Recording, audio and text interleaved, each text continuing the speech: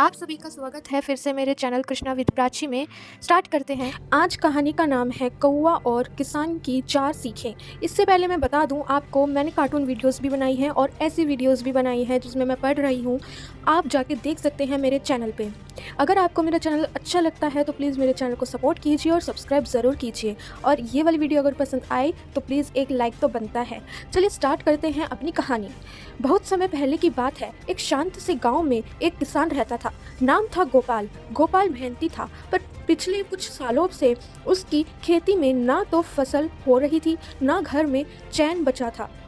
सूरज उगता वो खेत में पसीना बहाता, सूरज ढलता वो खाली थैलों के साथ घर लौटता। रात को जब सब सो जाते वो चुपचाप आसमान की ओर देखकर सोचता, भगवान कहाँ गलती हो गई मुझसे। गोपाल का मन अब हार मानने लगा था। एक दिन वो खेत के किनारे वाले पुराने बरगद के नीचे बैठा था। आंखें बंद थी और मन पूरी तरह टूटा हुआ। तभी एक आवाज़ आई, कभी कभी जिंदगी तुम्हें गिराती है ताकि तुम दोबारा सही दिशा में चल सको।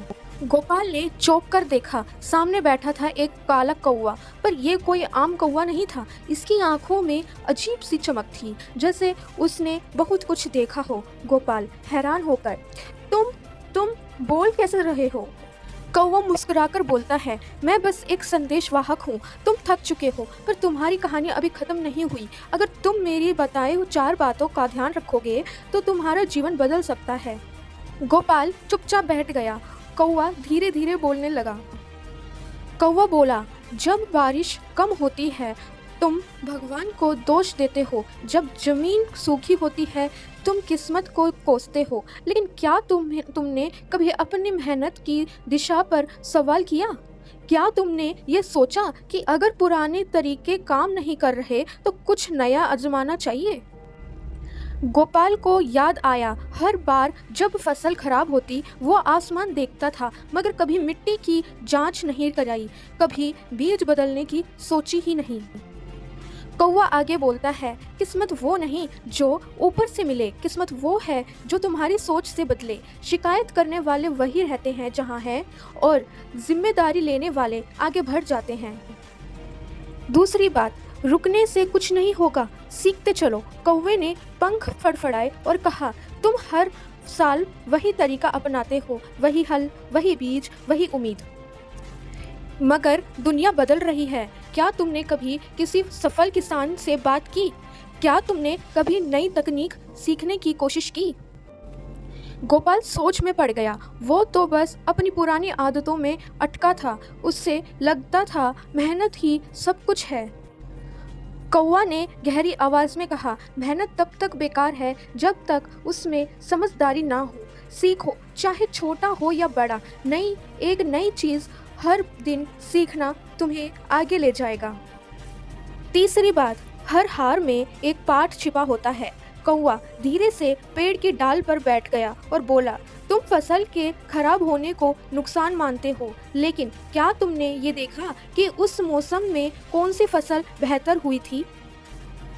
तुम्हारी जमीन में क्या कमजोरी है? हर बार की हार तुम्हें कुछ सिखाने आती है, मगर तुम उसे रोना समझ लेते हो।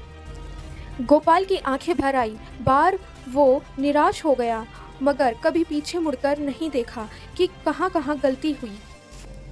कौवा बोला, गलती करना बुरा नहीं है, गलती दोहराना बुरा है। सीख लो, आगे बढ़ो, क्योंकि अगली बार अगर तुमने सीखा नहीं तो वही गलती फिर तुम्हें तोड़ेगी। चौथी बात, जो पास हो उसका सामना करो। अब कौवे ने अंतिम बात कही, बेहद धीमी लेकिन भारी आवाज में। तुम्हें लगता है कि तुम्हारे पास कुछ नहीं है, लेकिन क्या तुम जानते हो तुम्हारे पास जो जमीन है वही किसी के लिए सपना है। जो तुम्हारे पास परिवार है वह किसी के लिए ख्वाब है।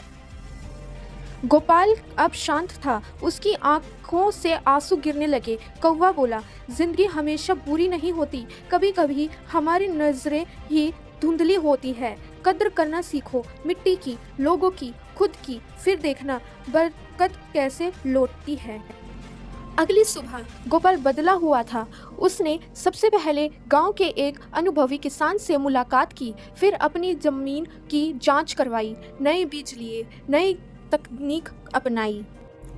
हर दिन कुछ नया सीखता गया। 6 महीने बाद उसकी फसल लहलहा रही थी। लोग दूर दूर से देखने आते।